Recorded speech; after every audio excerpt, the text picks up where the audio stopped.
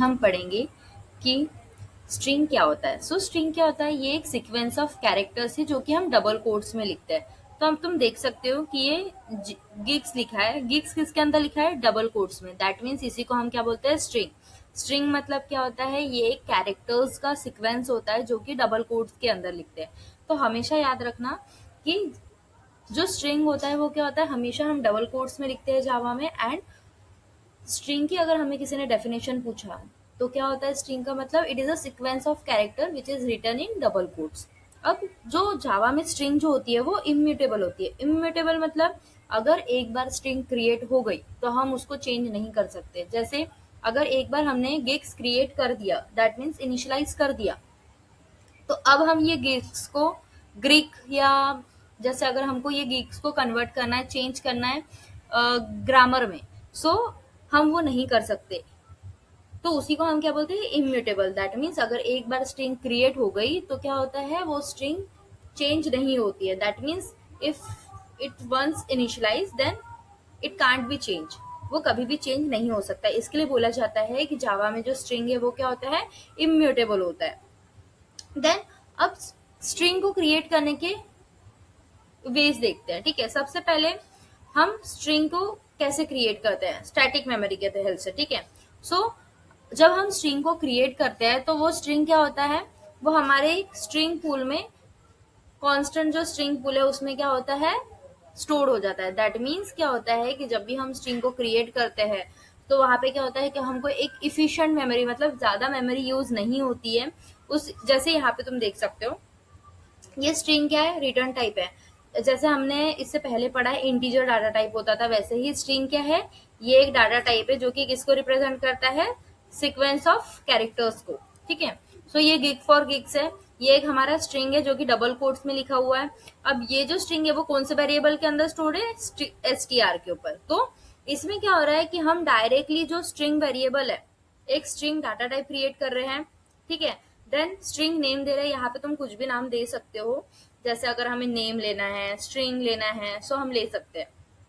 But याद रखना कि यहाँ पे अगर हम जब नेम दे रहे हैं string as a string, S जो है वो कैपिटल नहीं होना चाहिए, क्योंकि अगर हम यहाँ पे एस कैपिटल ले लेते हैं तो वो क्या होगा, वो एक, उसको माना जाएगा कि वो एक रिटर्न टाइप है।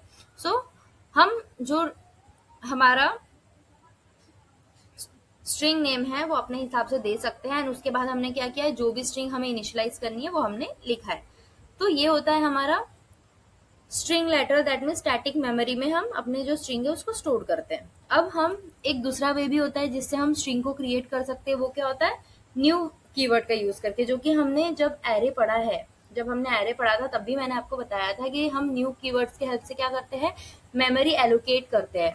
तो उसमें क्या होता था, हमने एरे को भी न्यू कीवर्ड्स के हेल्प से इनिशियलाइज करना सीखा था।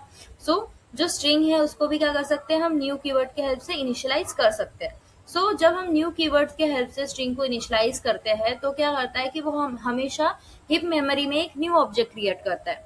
अब यहाँ पे क्या था, जब हम डायरेक्टली क्रिएट करते थे विदाउट न्यू कीवर्ड तो क्या होता था, ये डायरेक्टली हमारा मेमोरी में जाके स्टोर होता था।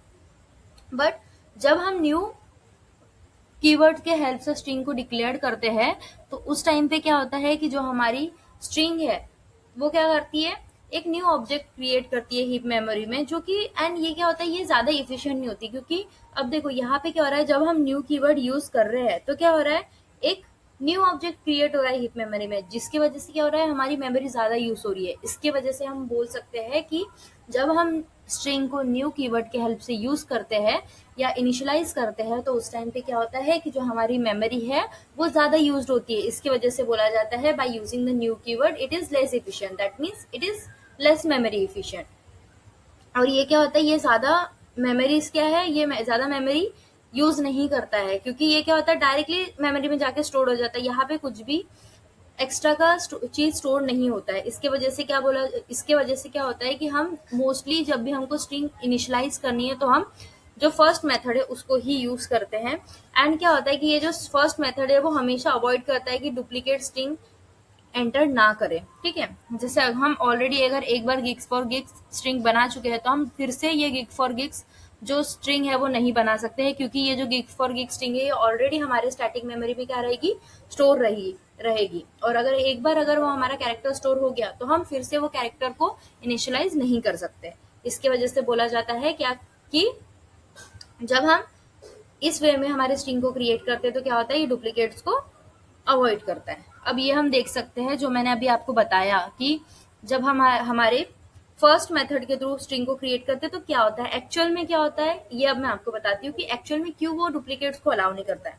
अब देखो यहाँ पे क्या बोला है, स्ट्रिंग कांस्टेंट पूल, जो कि यहाँ पे मैंने आपको बताया था जो हमारा फर्स्ट मेथड था वो क्या यूज करता है, स्ट्रिंग कांस्टेंट पूल। अब स्ट्रिंग कांस्टेंट पूल मतलब क्या होता है, it is a special memory area within the heap to store the string literals, a part of JVM optimisation. मतलब क्या होता है कि जो हमारा स्ट्रिंग कांस्टेंट पूल है वो किसका पार्ट है, हीप का पार्ट है। अब हीप भी मैंने आपको बताया था, हीप क्या है, वो एक डाटा स्ट्रक्चर है जो कि क्या करता है, हमारे जो भी स्ट्रिंग्स है उसको क्या करेगा, स्टोर करेगा।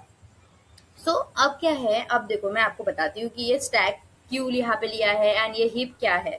ठीक है, सो अब देखो जैसे हमने एक स्ट्रिंग क्रिएट की है, ठीक है, स्ट्रिंग स्ट्रिंग स्ट्रिंग, अब मैं उसको नाम दे दूँ str ही समझ लो। ठीक है, अब मैं क्या लिखती हूँ, जैसे मुझे लिखना है अभिषेक या अभी, जो भी हम लिख सकते हैं। तो मैंने क्या किया, ये एक स्ट्रिंग क्रिएट की है। अब यहाँ पे क्या है कि ये जो वेरिएबल्स है इसके अंदर हम क्या कर रहे हैं, ये स्ट्रिंग स्टोर कर रहे हैं। सो यहाँ पे क्या है, ये जो अभी है वो किसके अंदर स्टोर होगा, हमारे हीप के अंदर, जो कि हमने बोला है क्या है, हमारा स्ट्रिंग कांस्टेंट पूल है।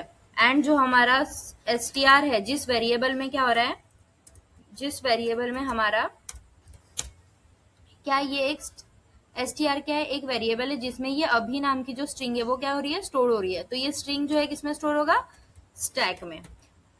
ठीक है, तो यही है कि ये जो जो वेरिएबल होता है वो किसमें स्टोर होता है, स्टैक में। एंड जो स्ट्रिंग होती है वो किस में जाती है, हमारे हीप में। तो वही यहाँ पे लिखा है कि जो हमारा हीप है वो क्या करता है, हमारे स्ट्रिंग को अपने अंदर, मतलब उसमें स्टोर होती है वो। एंड जो हमारा स्टैक है वो क्या कंसिस्ट करता है, जो हमारा वेरिएबल है जो कि इसको स्टोर करके रख रहा है अपने अंदर। सो अब यहाँ पे हम देख सकते हैं कि अब देखो, अब एक बार हमने हेलो ऑलरेडी इनिशियलाइज कर लिया है, ठीक है, तो ये क्या हो गया, हमारे हीप में प्रेजेंट हो चुका है। अब अगर हम फिर से एक दूसरी स्ट्रिंग बना के उसमें हेलो डालते हैं तो क्या होता है कि ये जो हीप है वो क्या होता है कि ये स्टैक के थ्रू क्या होता है, वो सबसे पहले चेक करता है मेमोरी में, दैट मीन्स हीप में, कि क्या यहाँ पे हेलो स्ट्रिंग प्रेजेंट है ऑलरेडी। अगर यहाँ पे हेलो स्ट्रिंग ऑलरेडी प्रेजेंट है तो क्या करेगा, वहां पे डुप्लीकेट स्ट्रिंग अलाउड नहीं होगी, दैट मीन्स वो उसको प्रिंट नहीं करेगा, वो सिर्फ एक ही बार हेलो प्रिंट करेगा। दैट मीन्स इससे हम बोल सकते हैं कि अगर एक बार स्ट्रिंग प्रेजेंट है तो वो क्या होता है, वो डबल वहां पे प्रिंट नहीं होगी। सो इस वे में होता है कि हमारे मेमोरी में क्या होता है, ऑलरेडी हमारी स्ट्रिंग क्या होती है, प्रेजेंट होती है। इसके वजह से अगर हम उसको सेम स्ट्रिंग को फिर से इनिशियलाइज कर रहे हैं तो वो फिर से स्टोर नहीं होती है, बिकॉज हीप में ऑलरेडी वो जो पहले जो कैरेक्टर्स या स्ट्रिंग स्टोर हुई है वो ऑलरेडी रहती है। सो क्या हम मेमोरी को रीयूज कर सकते हैं, हाँ हम मेमोरी को रीयूज कर सकते हैं, बट क्या होता है कि हम सिर्फ यहाँ पे एक ही हेलो ऑब्जेक्ट एग्जिस्ट कर सकता है, हम दूसरा हेलो ऑब्जेक्ट नहीं बना सकते, बिकॉज जो हीप है दैट मीन्स हमारी जो मेमोरी है उसमें ऑलरेडी हेलो एक बार क्या हो चुका है, प्रिंट हो चुका है। देन हमारे की कंसेप्ट क्या है, जो अभी मैंने आपको बताया था कि ओरिजिनल स्टेट क्या होता है, हमारे स्ट्रिंग के अंदर हमने क्या किया था, गिग्स वेरिएबल स्टोर किया था। अब इसमें हम क्या मॉडिफिकेशन कर सकते हैं, अगर मुझे एक बार मैंने क्या बताया, हमारा जो स्ट्रिंग है वो इम्यूटेबल होता है, दैट मीन्स अगर एक बार स्ट्रिंग क्रिएट हो गया तो क्या होता है, उसमें हम कोई भी चेंजेस नहीं कर सकते हैं। ठीक है, तो अगर जैसे अगर यहाँ पे मॉडिफिकेशन अटेम्प्ट किया है, एक स्ट्रिंग वेरिएबल ऑलरेडी हमने क्रिएट किया था जिसमें क्या किया था, हमने स्टोर गिग स्टोर किया था। ठीक है, अब यहाँ पे क्या है, स्ट्रिंग के अंदर हमने क्या किया है, स्ट्रिंग प्लस, अब ये एक स्ट्रिंग लिया है फॉर गिग्स, दैट मीन्स ये जो स्ट्रिंग था, स्ट्रिंग में कौन सी वैल्यू स्टोर थी, गिग स्टोर थी।